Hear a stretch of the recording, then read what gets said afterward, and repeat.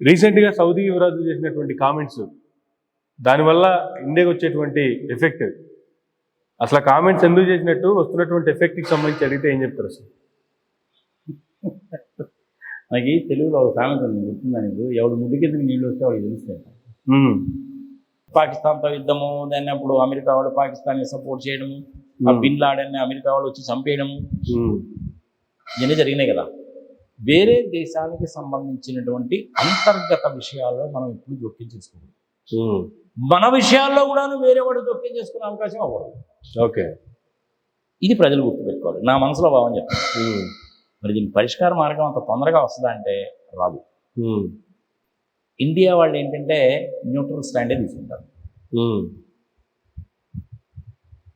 Russia వాళ్ళు మనకు దగ్గర కదా, రష్యా వాళ్ళు యుక్రెయిన్తో పోరు చేస్తున్నాం కాబట్టి రష్యా వాళ్ళు చేసేది కరెక్ట్ అని మనం ఇరాన్ని అభివృద్ధి చెందకుండా ఆంక్షలు విధించడం అనేటువంటిది తప్పండి అని మనం కొంతవరకు చెప్తాం, కానీ అమెరికా వాడికి ఫుల్గా చెప్పాం.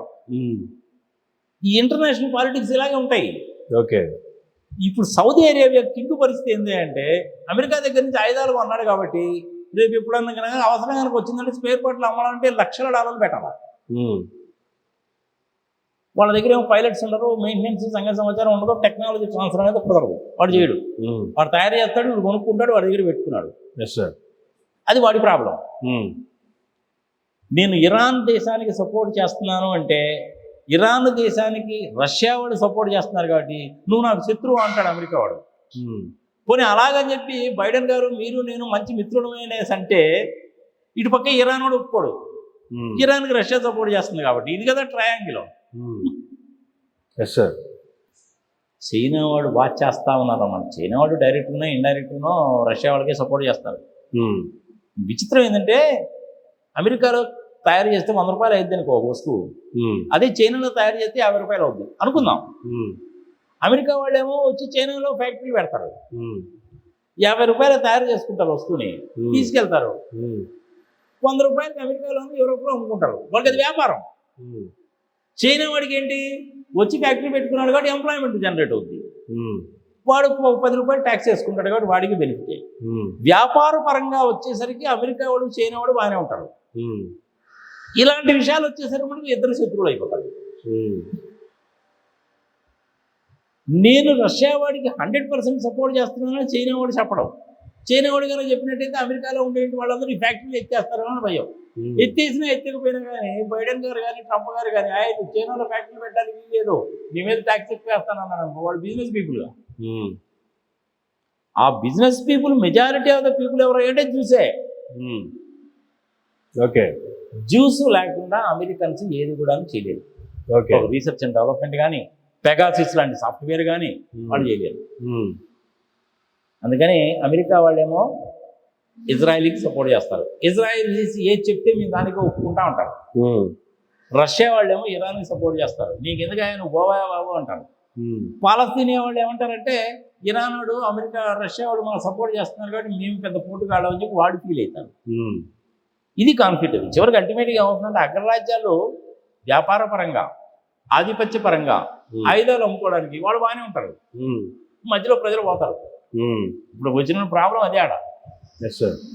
దీనికి పరిష్కార మార్గం అనేటువంటిది అంత తొందరగా తేలదు. ఏం చేస్తే బాగుంటుంది అనేటువంటిది చెప్పడానికి నేను ఒక సామాన్య మానవుడిని, I'm not the appropriate authority. Let me tell you very frankly sir. ఎవరు చెప్పాలి? నా దేశ ప్రధాని మోడీ అన్నా చెప్పాలి. మోడీ ఆయన క్యాబినెట్ వాళ్ళందరూ కూడాను వార్ రూమ్లో కూర్చొని ఒక మీటింగ్ పెట్టుకొని మనం ఈ నిర్ణయానికి వద్దామనుకొని మోడీ గారు అన్నా చెప్పాలి. లేదంటే జయశంకర్ ద్వారా నమ్మన్నా చెప్పించాలి. Jaishankar is very intelligent. ఆ దేశ ప్రధాని మీద నాకు నమ్మకం ఉంది. నేను కూడా ఓటేశాను. సర్జికల్ స్ట్రైక్స్ చేసి పాకిస్తాన్ వాళ్ళకి బుద్ధి చెప్పాం. ఇప్పుడు పాకిస్తాన్ అడుగు తినే పరిస్థితుల్లో ఉంది. వాడికి ఎవడో రూపాయి పూడియడు. అవునా? అంతకుముందు ఏదో ఉగ్రవాదం అది ఇదని చేసేవాళ్ళు, కానీ ఇప్పుడు అది కూడా చేయట్లా. ఎప్పుడైతే ఆఫ్ఘనిస్తాన్ అనేటువంటిది ఉగ్రవాదం చేతుల్లోకి వెళ్ళిపోయిందో పాకిస్తాన్ డౌన్ అయిపోయాడు. పాకిస్తాన్కి అప్పు ఎవడో ఇవ్వడం, వాడిని చూసి మనం భయపడాల్సిన పని కూడా లేదు. సర్జికల్ స్ట్రైక్స్ అనేటువంటిది మోడీ గారు చేసిన ఎక్సలెంట్ జాబ్. నితిన్ గడ్కరీ పుణ్యమాని బ్రహ్మాండంగా ఇన్ఫ్రాస్ట్రక్చర్ కూడా డెవలప్ అవుతుంది. $600 బిలియన్ ఫారెన్ ఎక్స్చేంజ్ రిజర్వ్స్ ఇప్పుడు మనకు ఉన్నాయి. వ్యవహారం అంతా బాగానే జరిగిపోతుందిగా. Yes sir. ఒకటో రెండో పనికిమాలిన పనులు ఉంటాయి, that is the different thing. ఇప్పుడు మన ఆంధ్రప్రదేశ్కి చెందిన సుజాన్ చౌదరి గారు ఉన్నారు, 7,000 కోట్ల రూపాయలు బ్యాంకును ముంచాడన్న సంగతి తెలుసు. ఆయన మీద కేసులు ఉన్నాయి, కోర్టుకు అటెండ్ కాడు, వాయిదాలు అడుగుతూ ఉంటాడు. మోడీ గారు ఆయనకు మంత్రివర్గంలో చోటు ఇచ్చాడుగా. అలాంటి విషయాలు నాకు నచ్చకపోవచ్చు, కానీ మోడీ గారికి నచ్చింది. ఒక 10 విషయాలు తీసుకుంటే 8 విషయాలు బాగున్నాయనుకో నువ్వు సపోర్ట్ చేయొచ్చు, ఒక విషయంలో న్యూట్రల్గా ఉండొచ్చు, ఒక విషయాన్ని వ్యతిరేకించవచ్చు. బట్ 8 విషయాలు అయితే బాగున్నాయిగా, నువ్వు సపోర్ట్ చేయొచ్చు. ఇలాంటి విషయాల గురించి చెప్పడానికి I'm not the appropriate authority. నేను అప్రాపరేట్ అథారిటీని కాదు. కానీ నువ్వు మీ మనసులో ఏముంది, మీరేమనుకుంటున్నారని అడిగావు కాబట్టి నేను చెప్తున్నా.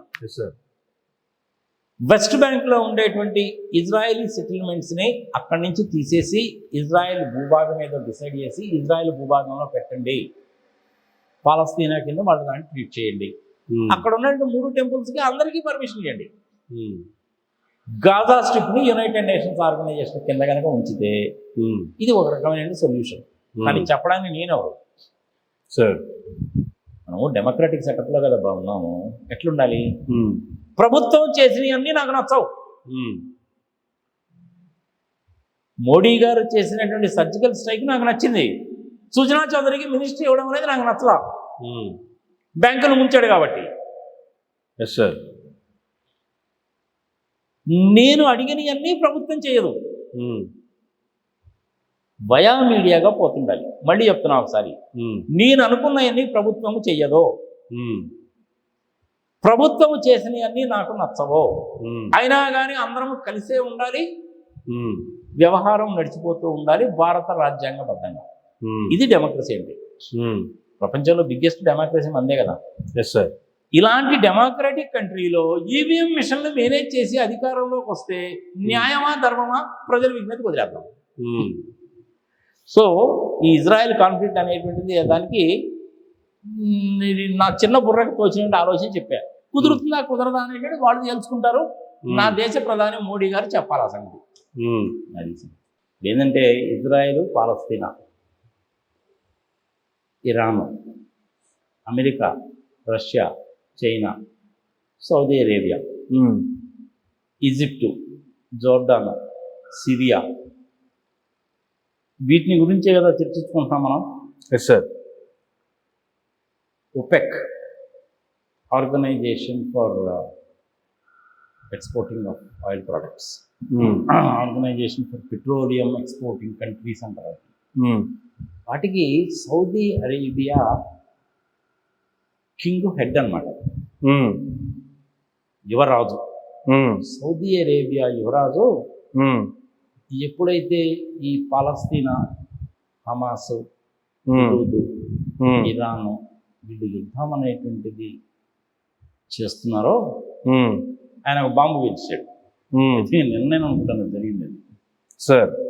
బాబోయ్ నన్ను రక్షించండి, నన్ను చంపడానికి కుట్రలు జరుగుతున్నాయి, నా చుట్టూరు బౌన్సర్లు ఉన్నారు, సెక్యూరిటీ మెజర్స్ ఉన్నాయి, అయినా కానీ నాకు ఎందుకో అనుమానంగా ఉంది, నన్ను హత్య చేయడానికి ప్రయత్నము కుట్రలు జరుగుతున్నాయి, నన్ను రక్షించండి బాబో అని పెద్ద బాంబు ఇచ్చాడు సార్. ఇప్పుడు అక్కడ వాళ్ళ పరిస్థితి ఎట్లా ఉందంటే మంచిగా ఒక ఈ OPECలో ఏషియాలో, యూరోప్లో అక్కడ ఒక 55-56 దేశాలన్నీ కూడా ముస్లిం దేశాలు సార్. అందులో ఇరాన్ ఒకటి. సౌదీ అరేబియా వాళ్ళు కొంచెం సఫిస్టికేటెడ్గా ఉంటారు. వాళ్ళకి US తోటి మంచి అనుబంధాలు ఉన్నాయి సార్. యుఎస్కి సంబంధించిన F-16 కానీ, C-17 విమానాలు కానీ, F-35 విమానాలు కానివ్వండి, వాళ్ళకి అవసరమైనటువంటి ట్యాంకులు, రైఫిల్స్, సంఘ సంవత్సరం మొత్తం అమెరికా నుంచి కొనుక్కుంటారు. ఓకే. అమెరికాకి వాళ్ళకి మంచి సంబంధాలు ఉన్నాయి. ఇది ఒక లింకు. ఈ ఆయిల్ ఎక్స్పోర్టింగ్ కంట్రీస్ అన్నిటికి కూడాను ఈ యువరాజు అనేటువంటి వాడు హెడ్. ఓకే. ఇది ఒక లింకు. వాళ్ళందరి మాట ఈయన కాదనడానికి వీల్లేదు. అమెరికా వాళ్ళ మాట కాదనడానికి వీల్లేదు. అమెరికా వాళ్ళు ఆయుధాలు సప్లై చేశారు కాబట్టి. ఇరాన్కి అమెరికాకి పడదు.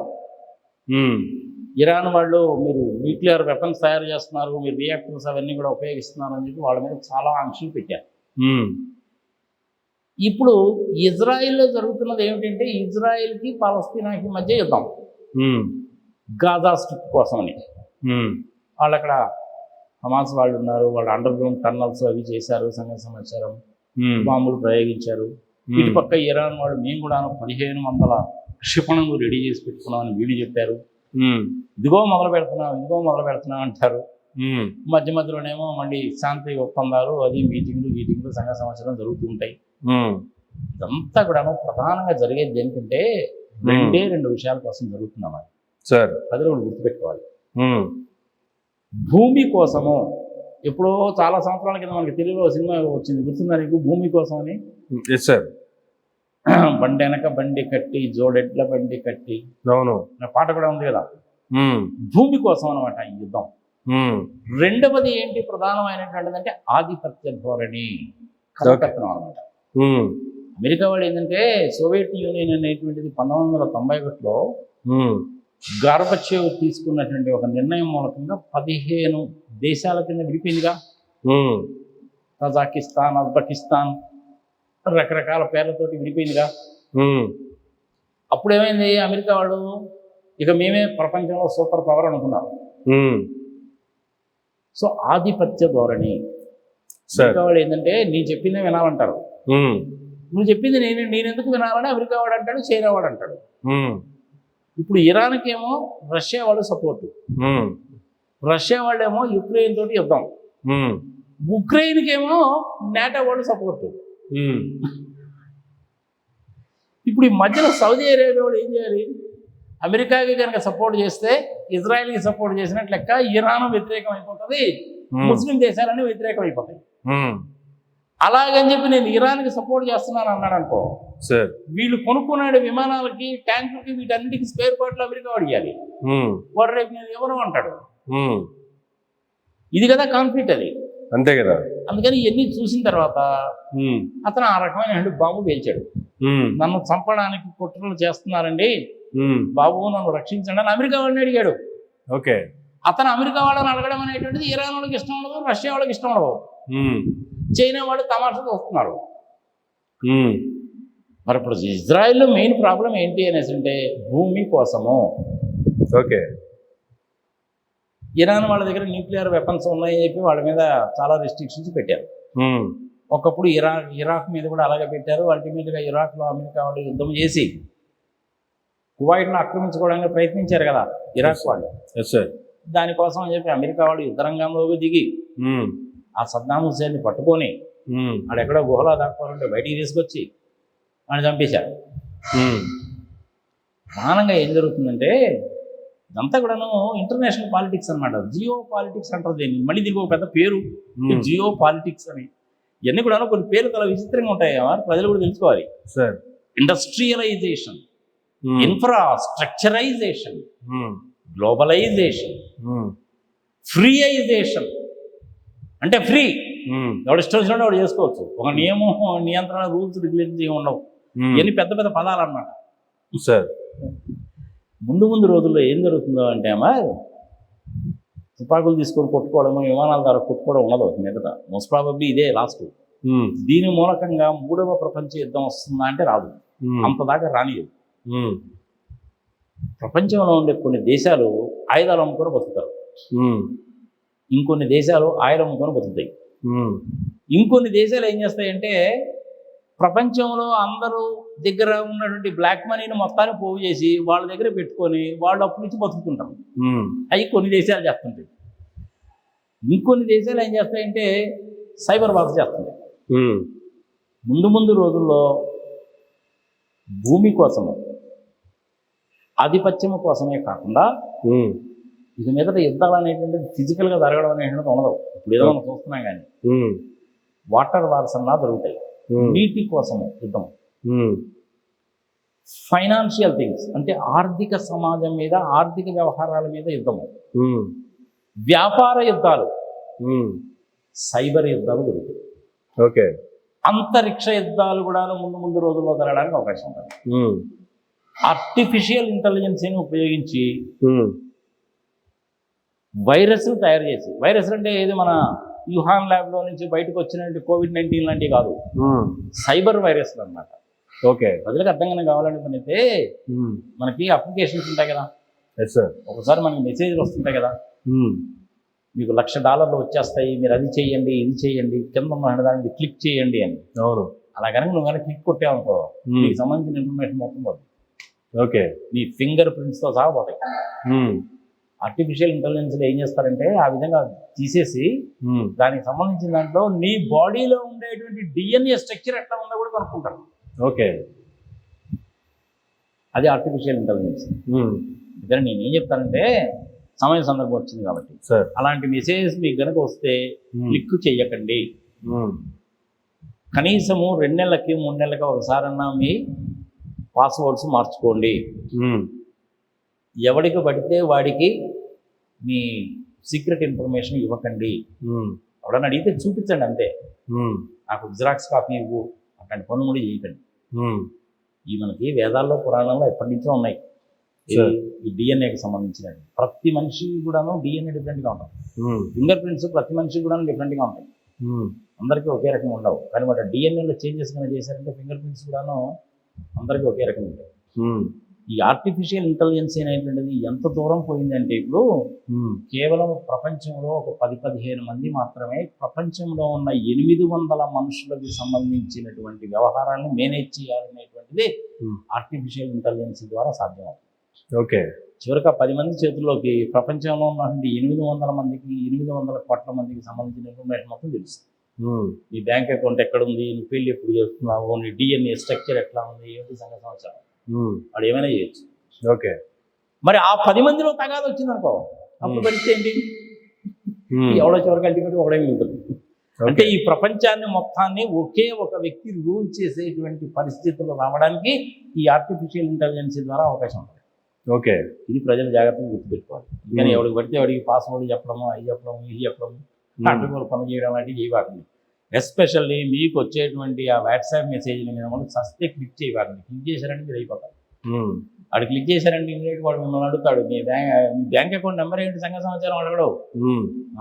ఆ లాస్ట్ 4 డిజిట్లు చెప్పండి, మొదట్లో ఉన్న 4 డిజిట్లు చెప్పండి, మీ ఇంటి పేరు ఏందో చెప్పండి, ఇంటి పేరు స్పెల్లింగ్ కరెక్ట్గా చెప్పండి, ఇట్లాంటివి మాత్రమే అడుగుతారు. మీకు అది కనపడిందా, ఇది కనపడిందా, 01 నొక్కావా, 9 నొక్కావా, 8 నొక్కావా, నొక్కానండి అంటారు. మీ బ్యాంక్ అకౌంట్లో డబ్బులు మొత్తం మాత్రం. ఓకే. మీకు సంవత్సరానికి ఒక్కసారైనా సరే మీకున్నటువంటి డెబిట్ కార్డ్ని క్రెడిట్ కార్డ్ని మార్చుకోండి. సందర్భం వచ్చింది కాబట్టి చెప్తున్నా, ఆర్టిఫిషియల్ ఇంటెలిజెన్స్ వచ్చింది కాబట్టి చెప్తున్నా, టాపిక్ డైవర్ట్ అయిపోతుంది. సో సౌదీ అరేబియా కింగ్ అనేటువంటిది ఆ రకమైన స్టేట్మెంట్ ఇవ్వడం అనేటువంటిది పెద్ద క్వశ్చన్ అయిపోయింది అనమాట. జియో పాలిటిక్స్ వ్యవహారాలు ఇట్లా ఉంటాయి, భూమి కోసము ఆధిపత్యం కోసము. మరి ఇజ్రాయెల్ సంగతి ఏంటి సార్? మన నెహ్రూ గారు జైల్లో ఉన్నప్పుడు ఒక పుస్తకం రాశాడు, ప్రపంచంలో ఉండేటువంటి జాతులు ఏమిటి అని. వాళ్ళల్లో ఆరియన్స్ అంటే జర్మన్స్, మనం కూడా ఆరియన్స్. ఈ ఇరాన్, ఇరాక్ ఇక్కడ ఉండే వాళ్ళందరూ ఆరియన్స్. ఈ ఆరియన్స్ అనేటువంటి వాళ్ళని ముస్లిమ్స్ కింద కన్వర్ట్ చేశారు అనేటువంటిది ఒక థియరీ. నిజంగా ఆయన మాట కూడా వాస్తవం. Aryan race. జర్మనీలో హిట్లర్ పరిపాలిస్తున్నప్పుడు సెకండ్ వరల్డ్ వార్ రావడానికి కారణం ఏంటి అంటే ఆరియన్ రేసు ఆధిపత్యం కోసము. 60 లక్షల మంది జ్యూస్ని చంపేశాడు. ఓకే. ఆ చంపేసిన వాళ్ళని కూడా హోలోకాస్ట్ ద్వారా చంపేశారు. పెద్ద పెద్ద గోడౌన్స్లో విషవాయువులు వదిలేసేవాడు. 60 లక్షల మందిని చంపేశాడు. వికలాంగులు, పొట్టిగా ఉండేటువంటి వాళ్ళు, గుడ్డోళ్ళు, ఎందుకు అనవసరం వీళ్ళందరూ ప్రపంచానికి వేస్ట్. వేసేయండి గోడౌన్లో అన్నాడు, గోడౌన్లో వేసారు, హోలోకాస్ట్ చేశారు, చచ్చిపోయారు. అందులో జ్యూస్ ఎక్కువ మంది చనిపోయారు. జూయిష్ రేస్ అంటారు, చాలా తెలివిగల రేస్. అమెరికాలో ఉండేటువంటి పెద్ద పెద్ద కంపెనీస్కి హెడ్స్ మొత్తం కూడా జూయిష్ వాళ్ళే. ఏ కంపెనీ అయినా తీసుకో, చాలా ఇంటెలిజెంట్ రేస్. సో ఇది 2వ రేస్. 3వ రేసు ద్రవిడియన్ రేస్. అంటే మన తమిళనాడు వాళ్ళు ద్రవిడియన్ కల్చర్, టెంపుల్స్ అవి సంవత్సరం ఎలా ఉంటాయో చూసాను. మంగోలియన్ రేస్, మంచి శరీర దారుఢ్యం చాలా బాగుంటుంది అన్నమాట. ఒక్కొక్కడు 6 అడుగులు తక్కువ ఎవడున్నాడు, సాలిడ్గా ఉంటారు పర్సన్స్. అది మంగోలియన్ రేస్. చైనీసీ రేస్, పొట్టిగా ఉంటారు, గుండ్రటి మొహాలు, ఇంత కళ్ళు ఉంటాయి. చైనీసీ రేస్, ఆఫ్రికన్ రేస్, నల్లగా ఉంటారు జనాలు అందరూ. కొద్ది భూమధ్యరేఖ దగ్గరగా ఉన్నారు, నల్లగా ఉంటారు. ఆరియన్స్ అంటే చక్కటి కలరు, ఎర్రగా ఉంటారు, తెలివి గలవాళ్ళు. జ్యూస్ అనేటువంటి వాళ్ళు ఇంకా తెలివి గలవాళ్ళు. ఈ ఈ ఈ హిట్లర్ అనేటువంటి అతను ఆర్యన్. ఓకే. మాది ఆధిపత్యం అన్న ఉద్దేశంతో జ్యూస్ని చంపేశాడు. ఇప్పుడు ఇజ్రాయెలీలో ఉండేటువంటి మెజారిటీ ఆఫ్ పీపుల్ చూసే వీళ్ళ దెబ్బకి తట్టుకోలేక ప్రపంచవ్యాప్తంగా అనేక దేశాలకు పారిపోయారు వాళ్ళు. ఓకే. మళ్ళీ ఒక్కసారి 1948లో అందరూ ఒక దగ్గరికి వచ్చారు. ఈ బ్రిటిష్ వాళ్ళు ఏం చేశారంటే ఆటోమన్ సామ్రాజ్యాన్ని విచ్ఛిన్నం అయిపోయిన తర్వాత 1921వ సంవత్సరం వరకు 16వ శతాబ్దం దగ్గర నుంచి 1921 వరకు ఆటోమన్ సామ్రాజ్యం అనేది చాలా పెద్ద సామ్రాజ్యం. రోమన్ ఎంపైర్స్ వాళ్ళని కూడా ఓడించి ఆటోమన్ సామ్రాజ్యం ఎస్టాబ్లిష్ చేసి, ఇప్పుడు ఏదైనా చెప్పాలంటే నేను డేటాతో సహా చెప్పగలను, కానీ వీడియో లెంగ్త్ అయిపోతే జనాలకు ఇంట్రెస్ట్ ఉండదు. ఆయన అడిగింది ఏంది, ఇది చెప్పేది సూదోలాగా ఉన్నాడు బాబు అనుకుంటున్నారు కాబట్టి జస్ట్ ఒక ముక్క చెప్తున్నా. ఆటోమన్ సామ్రాజ్యాన్ని విస్తీర్ణం చేసినప్పుడు, ఈ సెకండ్ వరల్డ్ వార్ జరిగినప్పుడు ఈజిప్ట్కి, ఫ్రాన్స్కి, ఇంగ్లాండ్కి మధ్య జరిగిన ఒప్పందాలు కొన్ని ఉంటాయి. ఓస్లో అగ్రిమెంట్ అని అవన్నీ సమాచారం. ఆ ఇజ్రాయెల్ అనేటువంటిది భూభాగము మాది, ఇదంతా కూడా మా భూభాగము అని ఇటు పాలస్తీనియా వాళ్ళు. లేదు ఒరిజినల్గా చారిత్రాత్మకంగా చూసుకుంటే ఇది మా భూభాగమే అని చెప్పి ఇజ్రాయలీస్. మాకంటూ ఒక భూభాగం లేకుండా పోయింది, ఒరిజినల్గా ఇది మాది, మీరు చరిత్ర బయటికి తీసి చూసుకోండి, 3000 సంవత్సరాలు 4000 సంవత్సరాలు వెనక్కి వెళ్ళి చూడండి, ఇది మా భూభాగం అని చెప్పి ఇజ్రాయలీస్ అంటారు. పాలస్తీనియా వాళ్ళు ఇది మాది అంటారు. మొత్తం ఇజ్రాయెల్ మ్యాప్ కనుక మనము 3 పార్ట్స్ కింద డివైడ్ చేయొచ్చు. ఒకటేమో గాజా స్ట్రిప్, ఇంకొకటేమో ఇజ్రాయెల్ ప్రస్తుతం నివాసం ఉంటున్నటువంటి భూభాగం, ఇంకొకటేమో వెస్ట్ బ్యాంక్. ఓకే. ఈ 3 కాకుండా గోల్డెన్ హైట్స్ అని ఇంకో ప్రదేశం ఉంటుంది. ఓకే. ఆ గోల్డెన్ హైట్స్ అనేటువంటి ప్రదేశంలో క్రిస్టియన్స్కి సంబంధించిన చర్చిలు ఉన్నాయి, ముస్లిమ్స్కి సంబంధించినటువంటి మసీదులు ఉన్నాయి, ఈ జూవిష్ కమ్యూనిటీకి సంబంధించినటువంటి దేవాలయాలు ఉన్నాయి. ఓకే. 3 ఉంటాయి అక్కడ. దాన్ని వెస్ట్ బ్యాంక్ అంటారు. వెస్ట్ బ్యాంక్ లో ఎక్కువగా పాలస్తీనియన్స్ ఉంటారు. ఈ మిగిలినటువంటి దాంట్లోనేమో ఇజ్రాయలీస్ ఉంటారు. ఈ గాజా స్ట్రిప్ లోనేమో పాలస్తీనియన్స్ ఉంటారు. ఓకే. కాన్ఫ్లిక్ట్ ఎక్కడ వచ్చింది అంటే గాజా స్ట్రిప్ దగ్గర వచ్చింది. మరి దీనికి సొల్యూషన్ ఏమిటి అంటే అంత తొందరగా తేల్చదు. ఓకే. కారణం ఏంటి? యుద్ధాలు జరుగుతుండాలి, ప్రజలు ఇబ్బంది పడాలి, మేము సేఫ్గా ఉండాలి, బంకర్స్లో పోయి ఆయుధాలు అమ్ముకోవాలి, ఆయుధాలన్నీ ఎగ్జాస్ట్ అయిపోవాలి, మళ్ళీ రీసెర్చ్ చేయాలి, మళ్ళీ కొత్త ఆయుధాలు తయారు చేయాలి, మళ్ళీ ఆయుధాలు అమ్ముకోవాలి. ఇది కొంతమంది పాలసీ. ఆయుధం అమ్ముకొని బతకాలి, ఇది కొంతమంది పాలసీ. ప్రపంచవ్యాప్తంగా ఈ 2 పాలసీలు, భూమి కోసము, ఆధిపత్యం కోసము. అగ్రరాజ్యాలేమో భూమి కోసం చేయకపోయినా కానీ ఆధిపత్యం కోసం చేస్తాయి. ఇక్కడ ఇజ్రాయెల్ వచ్చిన కాన్ఫ్లిక్ట్ భూమి కోసం. మరి దీని సొల్యూషన్ ఏంటి? ఒక సామాన్య మానవుడిగా నన్ను అడిగితే నేనేం చెప్తానంటే, ఉన్న ల్యాండ్ అయితే ఉంది, వెస్ట్ బ్యాంక్లో ఎక్కువగా పాలస్తీనియన్స్ ఉంటారు, కానీ కొంతమంది ఇజ్రాయలీస్ వెళ్ళి అక్కడ సెటిల్ అయ్యారు. వాళ్ళకి ఇల్లు ఫామ్ హౌసెస్ అవి సంగతి సమాచారం ఉన్నాయి. ఓకే. వాళ్ళు కొద్ది మందే ఉంటారు. కొద్దిమంది అంటే ఎట్లా, వెస్ట్ బ్యాంక్లో మొత్తం 100 మంది ఉన్నారనుకో, 100 మందిలో ఈ యూదులు అనేటువంటి వాళ్ళు 4-5 ఉంటారు. ఓకే. ఆ 4-5 అక్కడి నుంచి వెకేట్ చేయించి ఇజ్రాయెల్లో కనుక తీసుకొస్తే నీకు ఆ ప్రాబ్లం సాల్వ్ అవుతుందిగా. అంతేగా. సో ఆ వెస్ట్ బ్యాంక్ అనేటువంటిది పాలస్తీనా.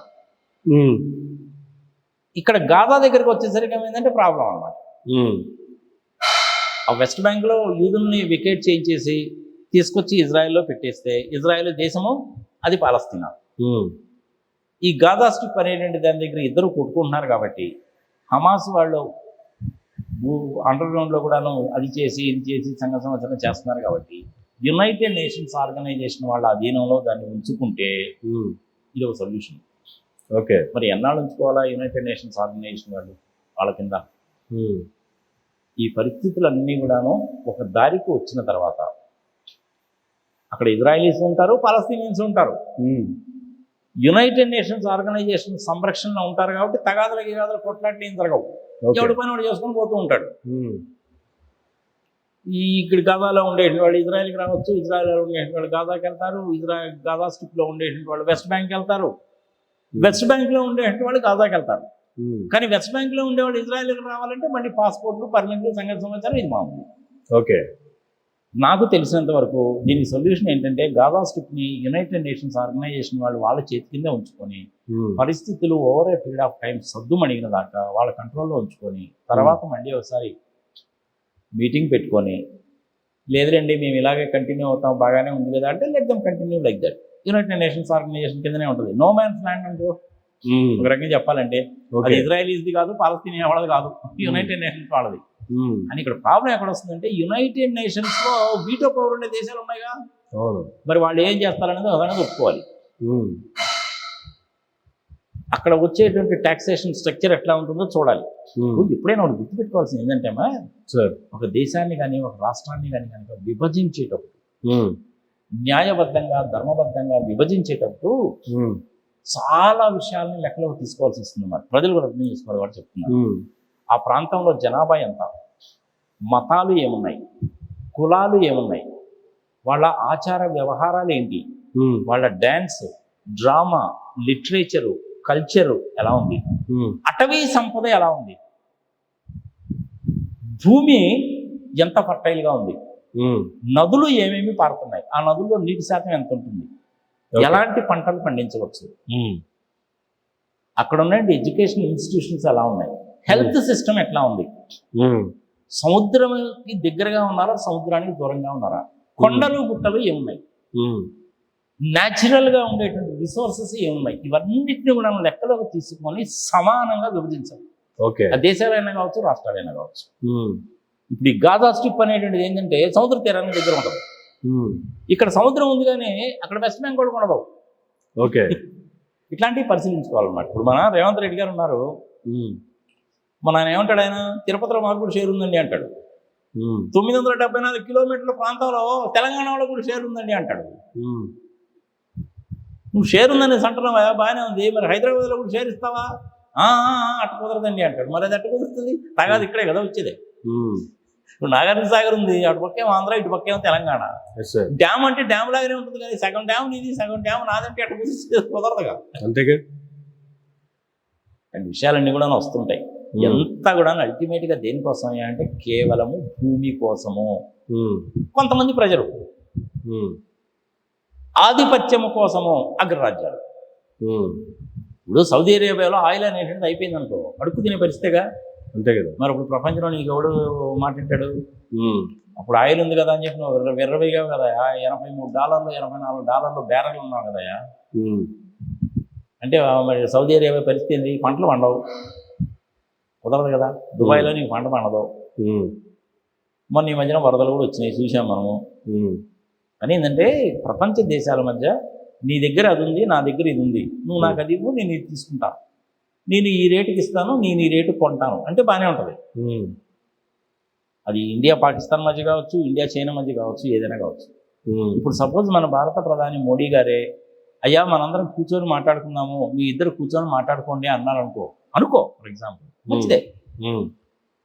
బో చెప్పొచ్చేవాళ్ళండి మోడీ గారు, ఏమి మీరు బాగా చెప్పేది, అటు పక్క పాకిస్తాన్ వాళ్ళతోటి చైనా వాళ్ళతోటి సరిహద్దు పరిష్కార మార్గం చేతగానే ఉన్నాడు, మీరు బాగా చెప్పేది ఏంటండి అంటారా లేదా?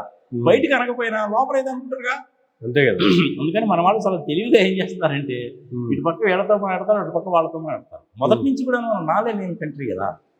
ఇటు రష్యా వైపు లేమో, అటు అమెరికా వైపు లేము. అవును, ఇద్దరితోటి మంచి అనుబంధాలే ఉన్నాయి. సరే, పాకిస్తాన్తో యుద్ధము, దాన్ని అప్పుడు అమెరికా వాడు పాకిస్తాన్ని సపోర్ట్ చేయడము, ఆ బిన్ లాడెన్ని అమెరికా వాళ్ళు వచ్చి చంపేయడము, ఇవన్నీ జరిగినాయి కదా. వేరే దేశానికి సంబంధించినటువంటి అంతర్గత విషయాల్లో మనం ఎప్పుడు జోక్యం చేసుకోకూడదు. మన విషయాల్లో కూడా వేరే వాడు జోక్యం చేసుకునే అవకాశం అవ్వకూడదు. ఓకే, ఇది ప్రజలు గుర్తుపెట్టుకోవాలి. నా మనసులో భావం చెప్తాను. మరి దీనికి పరిష్కార మార్గం అంత తొందరగా వస్తుందా అంటే రాదు. ఇండియా వాళ్ళు ఏంటంటే న్యూట్రల్ స్టాండే తీసుకుంటారు. ఇప్పుడు రష్యా వాళ్ళు మనకు దగ్గర కదా, రష్యా వాళ్ళు యుక్రెయిన్తో పోరు చేస్తున్నాం కాబట్టి రష్యా వాళ్ళు చేసేది కరెక్ట్ అని మనం అనం. ఇరాన్ని అభివృద్ధి చెందకుండా ఆంక్షలు విధించడం అనేటువంటిది తప్పండి అని మనం కొంతవరకు చెప్తాం, కానీ అమెరికా వాడికి ఫుల్గా చెప్పాం. ఈ ఇంటర్నేషనల్ పాలిటిక్స్ ఇలాగే ఉంటాయి.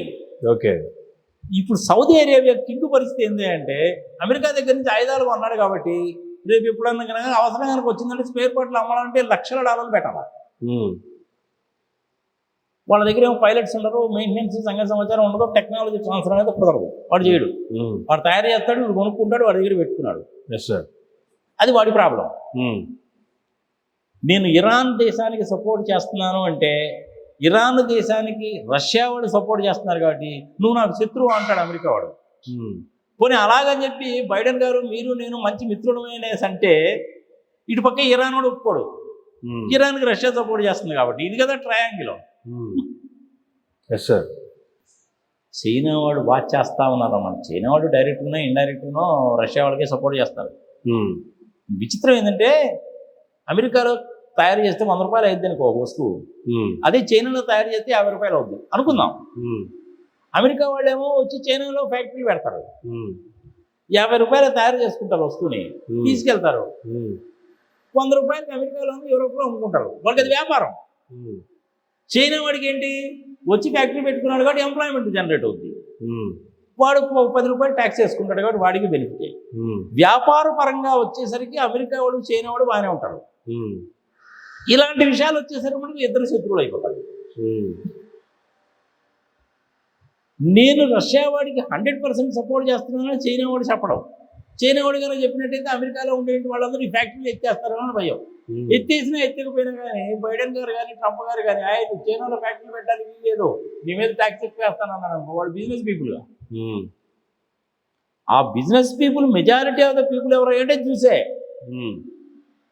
ఓకే, జ్యూస్ లేకుండా అమెరికన్స్ ఏది కూడా చేయలేరు. ఓకే, రీసెర్చ్ అండ్ డెవలప్మెంట్ కానీ పెగాసిస్ లాంటి సాఫ్ట్వేర్ కానీ వాళ్ళు చేయలేరు. అందుకని అమెరికా వాళ్ళేమో ఇజ్రాయిల్కి సపోర్ట్ చేస్తారు, ఇజ్రాయిల్ ఏది చెప్తే మేము దానికి ఒప్పుకుంటా ఉంటారు. రష్యా వాళ్ళేమో ఇరాన్కి సపోర్ట్ చేస్తారు, నీకు ఎందుకు ఆయన గోవా బాబు అంటారు. పాలస్తీనియా వాళ్ళు ఏమంటారంటే ఇరాన్ వాడు అమెరికా రష్యా వాడు మనం సపోర్ట్ చేస్తున్నారు కాబట్టి మేము పెద్ద పోటు కాడని చెప్పి వాడు ఫీల్ అవుతారు. ఇది కాన్ఫ్లిక్ట్. చివరికి అల్టిమేట్గా ఏమవుతుందంటే అగ్రరాజ్యాలు వ్యాపార పరంగా ఆధిపత్య పరంగా ఆయుధాలు అమ్ముకోవడానికి వాళ్ళు బాగానే ఉంటారు, మధ్యలో ప్రజలు పోతారు. ఇప్పుడు వచ్చిన ప్రాబ్లం అదే ఆడ. దీనికి పరిష్కార మార్గం అనేటువంటిది అంత తొందరగా తేలదు. ఏం చేస్తే బాగుంటుంది అనేటువంటిది చెప్పడానికి నేను ఒక సామాన్య మానవుడిని, I'm not the appropriate authority. Let me tell you very frankly sir. ఎవరు చెప్పాలి? నా దేశ ప్రధాని మోడీ అన్నా చెప్పాలి. మోడీ ఆయన క్యాబినెట్ వాళ్ళందరూ కూడాను వార్ రూమ్లో కూర్చొని ఒక మీటింగ్ పెట్టుకొని మనం ఈ నిర్ణయానికి వద్దామనుకొని మోడీ గారు అన్నా చెప్పాలి. లేదంటే జయశంకర్ ద్వారా అన్నా చెప్పించాలి. Jaishankar is very intelligent. నా దేశ ప్రధాని మీద నాకు నమ్మకం ఉంది. నేను కూడా ఓటేశాను. సర్జికల్ స్ట్రైక్స్ చేసి పాకిస్తాన్ వాళ్ళకి బుద్ధి చెప్పాం. ఇప్పుడు పాకిస్తాన్ అడుగు తినే పరిస్థితుల్లో ఉంది. వాడికి ఎవడో రూపాయి అప్పుడీయడు. అవునా? అంతకుముందు ఏదో ఉగ్రవాదం అది ఇదని చేసేవాళ్ళు కానీ ఇప్పుడు అది కూడా చేయట్లా. ఎప్పుడైతే ఆఫ్ఘనిస్తాన్ అనేటువంటి ఉగ్రవాదం చేతుల్లోకి వెళ్ళిపోయిందో పాకిస్తాన్ డౌన్ అయిపోయాడు. పాకిస్తాన్కి అప్పు ఎవడో ఇవ్వడం, వాడిని చూసి మనం భయపడాల్సిన పని కూడా లేదు. సర్జికల్ స్ట్రైక్స్ అనేటువంటిది మోడీ గారు చేసిన ఎక్సలెంట్ జాబ్. నితిన్ గడ్కరీ పుణ్యమాని బ్రహ్మాండంగా ఇన్ఫ్రాస్ట్రక్చర్ కూడా డెవలప్ అవుతుంది. $600 బిలియన్ ఫారెన్ ఎక్స్చేంజ్ రిజర్వ్స్ ఇప్పుడు మనకు ఉన్నాయి. వ్యవహారం అంతా బాగానే జరిగిపోతుందిగా. ఒకటో రెండో పనికి మాలి పనులు ఉంటాయి, that is a different thing. ఇప్పుడు మన ఆంధ్రప్రదేశ్ నుంచి సుజాన్ చౌదరి గారు ఉన్నారు, 7,000 కోట్ల రూపాయలు బ్యాంకును ముంచాడన్న సంగతి తెలుసు. ఆయన మీద కేసులు ఉన్నాయి, కోర్టుకు అటెండ్ కాడు, వాయిదాలు అడుగుతూ ఉంటాడు. మోడీ గారు ఆయనకు మంత్రివర్గంలో చోటు ఇచ్చాడుగా. అలాంటి విషయాలు నాకు నచ్చకపోవచ్చు, కానీ మోడీ గారికి నచ్చింది. ఒక 10 విషయాలు తీసుకుంటే 8 విషయాలు బాగున్నాయనుకో నువ్వు సపోర్ట్ చేయొచ్చు. ఒక విషయంలో న్యూట్రల్గా ఉండొచ్చు, ఒక విషయాన్ని వ్యతిరేకించవచ్చు. బట్ 8 విషయాలు అయితే బాగున్నాయిగా, నువ్వు సపోర్ట్ చేయొచ్చు. ఇలాంటి విషయాల గురించి చెప్పడానికి I'm not the appropriate authority. నేను అప్రాపరేట్ అథారిటీని కాదు. కానీ నువ్వు మీ మనసులో ఏముంది, మీరేమనుకుంటున్నారని అడిగావు కాబట్టి నేను చెప్తున్నా. వెస్ట్ బ్యాంక్లో ఉండేటువంటి ఇజ్రాయెలీ సెటిల్మెంట్స్ని అక్కడి నుంచి తీసేసి ఇజ్రాయెల్ భూభాగం ఏదో డిసైడ్ చేసి ఇజ్రాయెల్ భూభాగంలో పెట్టండి, పాలస్తీనా కింద వాళ్ళ దాన్ని ట్రీట్ చేయండి. అక్కడ ఉన్నటువంటి 3 టెంపుల్స్కి అందరికీ పర్మిషన్ ఇవ్వండి. గాజా స్ట్రిప్ని యునైటెడ్ నేషన్స్ ఆర్గనైజేషన్ కింద కనుక ఉంచితే ఇది ఒక రకమైన సొల్యూషన్. కానీ చెప్పడానికి నేనెవరు? సార్, మనము డెమోక్రటిక్ సెటప్లో కదా బాగున్నాము. ఎట్లుండాలి? ప్రభుత్వం చేసినవన్నీ నాకు నచ్చవు. మోడీ గారు చేసినటువంటి సర్జికల్ స్ట్రైక్ నాకు నచ్చింది. సుజనా చౌదరికి మినిస్ట్రీ ఇవ్వడం అనేది నాకు నచ్చలా. బ్యాంకులు ముంచాడు కాబట్టి. Yes sir. నేను అడిగినవన్నీ ప్రభుత్వం చేయదు, వయా మీడియాగా పోతుండాలి. మళ్ళీ చెప్తున్నా ఒకసారి, నేను అనుకున్నవన్నీ ప్రభుత్వము చెయ్యదు, ప్రభుత్వము చేసినవన్నీ నాకు నచ్చవో, అయినా కానీ అందరం కలిసే ఉండాలి, వ్యవహారం నడిచిపోతూ ఉండాలి భారత రాజ్యాంగబద్ధంగా. ఇది డెమోక్రసీ అంటే. ప్రపంచంలో బిగ్గెస్ట్ డెమోక్రసీ అందే కదా. Yes sir. ఇలాంటి డెమోక్రటిక్ కంట్రీలో ఈవీఎం మిషన్లు మేనేజ్ చేసి అధికారంలోకి వస్తే న్యాయమా ధర్మమా ప్రజల విజ్ఞతకు వదిలేద్దాం. సో ఈ ఇజ్రాయెల్ కాన్ఫ్లిక్ట్ అనేటువంటిది దానికి నా చిన్న బుర్రకు తోచినట్టు ఆలోచన చెప్పారు. కుదురుతుందా కుదరదా అనేటువంటి వాళ్ళు తెలుసుకుంటారు. నా దేశ ప్రధాని మోడీ గారు చెప్పాలి ఆ సంగతి. అది